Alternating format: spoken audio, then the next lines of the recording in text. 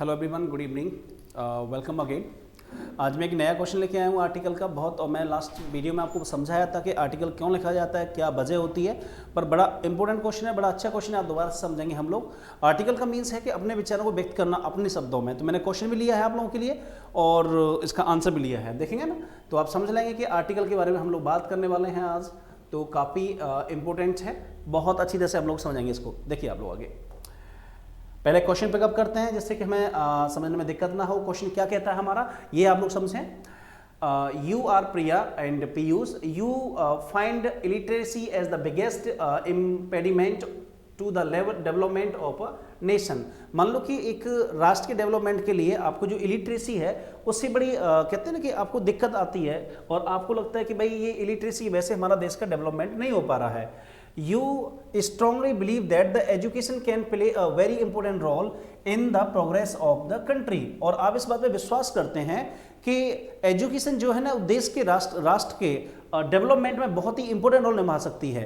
तो इस पे क्या करना है कि राइट एन आर्टिकल, एक आर्टिकल लिख लीजिए आप लोग, और वर्ड्स लिमिट क्या है 120 to 150 वर्ड्स में। और education the biggest tool of the progress, सब मेंशन है। क्वेश्चन में हिंट दे दिया आप लोगों के लिए कि आपको अपनी सोच को दिखाना है, डेवलप करना है। तो मैं एक एग्जांपल, इसका आंसर भी लिखे हूं आप लोगों के सामने जिससे कि आप समझ पाएंगे किस तरह हम एक आर्टिकल को ले सकते हैं। देखिए आप लोग आपके सामने है, देखें आप लोग। तो सबसे पहले मैंने आपको बताया था कि जो आप समझ रहे हैं इसमें पहले से दे दिया था क्वेश्चन में, the biggest tool of the progress education by Priya नाम दे रखा है। अगर आप बॉय हैं तो लड़के के हिसाब से नाम रखेंगे, लड़की हैं तो लड़की के हिसाब से नाम रखेंगे, ठीक है ना। ये बड़ा इंपॉर्टेंट है, इसको आपको भूलना नहीं है, ये आपको ध्यान रखना अच्छी तरह से जिससे कि आपको कोई परेशानी ना हो और समझ पाए आप अच्छी तरह से।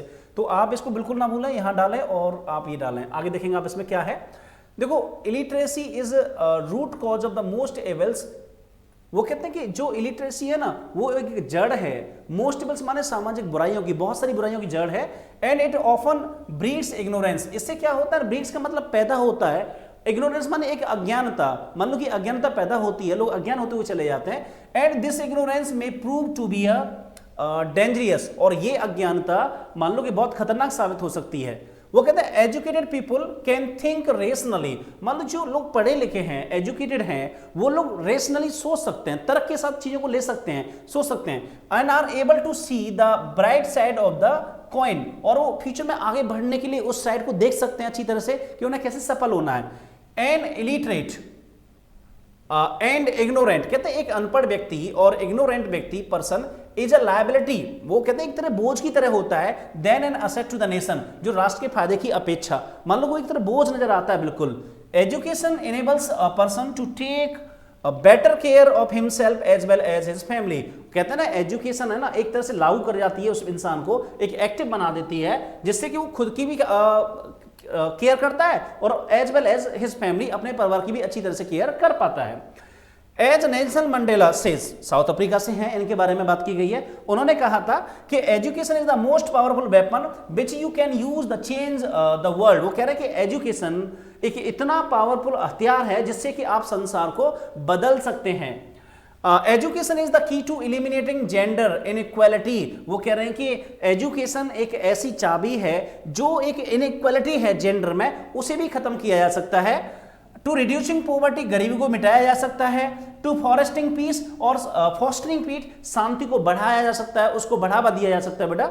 और education is an investment for a better future of any country. वो कह रहे हैं कि एजुकेशन में जो इन्वेस्ट होता है, जो बच्चा अपने ऊपर पैसा खर्च कर रहा है पढ़ाई के लिए, वो मान लीजिए देश के फ्यूचर के लिए बेटर करने का तरीका होता है जितना पैसा आप खर्च करेंगे। तो आगे देखें, educated people are considered highly respected. और जो लोग पढ़े लिखे होते हैं उनका सम्मान बहुत ज्यादा होता है इन द सोसाइटी, समाज में। More over today's fast changing world, आज के बदलते हुए समय में new technologies keep coming up and one must keep up with the world. वो कहते हैं कि आजकल ना नई टेक्नोलॉजी आते जा रही है और आपको उनके साथ में हाथ से हाथ मिला के चलना पड़ेगा। और without education it would be the really difficult for us to the updated about all these. वो कहते हैं कि अगर हमारे पास एजुकेशन नहीं है, हमारे पास ज्ञान नहीं है, तो ये जो बदलाव हो रहे हैं इनके साथ हम आगे नहीं बढ़ सकते। N educated person is aware of the latest advancement in the technology और कहते हैं कि जो एजुकेटेड लोग हैं वो जो लेटेस्ट एडवांस आ रहा है, बदलाव आ रहा है टेक्नोलॉजी में, उसको वो बिल्कुल अप टू डेट रहते हैं और सीख भी सकते हैं। All the changes that are taking place all over the world, और जितने भी बदलाव हो रहे हैं संसार में, for example an uneducated person, मान लो कि एक व्यक्ति जो पढ़ा लिखा नहीं है, may not know about the benefits of the internet. अब मान लो जो व्यक्ति अनपढ़ है, पढ़ा लिखा नहीं है, उसे इंटरनेट के फायदा के बारे में नहीं पता होगा। Whereas an educated person uses this gift of the technology, लेकिन जो व्यक्ति पढ़ा लिखा है, एजुकेटेड है, वो इसे टेक्नोलॉजी को गिफ्ट के रूप में इस्तेमाल करता है बेटा। मैक्सिमाइज हिज आउटपुट, और बहुत ज्यादा आउटपुट निकाल पाता है for the better growth of his company, अपनी कंपनी को बहुत ऊपर ले जाने के लिए। Hence it is very necessary to spread awareness about the need to be the educated, और ये काफी जरूरी है कि ये अवेयरनेस को फैलाया जाए कि ये बहुत आवश्यक है बेटा एक एजुकेटेड होना। तो ये बड़ा अच्छा था विचार मैंने आपको व्यक्त किए गए हैं, आप भी सीखेंगे इस तरह कि आर्टिकल का मतलब है कि अपने विचार को व्यक्त करना, लिख के जरूर आना है आपको आंसर, जिस तरह के आपको विचार आ रहे हैं, ग्रामर, एक्यूरेट ग्रामर के हिसाब से, फालतू की बातें नहीं लिखनी है आपको बिल्कुल भी। जो वर्ड्स लिमिट है वर्ड्स लिमिट के हिसाब से लिखेंगे, इस फॉर्मेट को आप मेंशन करेंगे, चाहे तो आप यहाँ डेट भी मेंशन कर सकते हैं, ना भी करें तो भी चल जाएगा, राइट। बड़ा अच्छा क्वेश्चन था, बड़ी अच्छी तरह से मैंने आपको समझाने की कोशिश की है, और भी आगे मैं कई सारे क्वेश्चन लेके आऊंगा। Thank you very much guys, मेहनत करते रहिए, पढ़ते रहिए। Bye bye everybody, bye.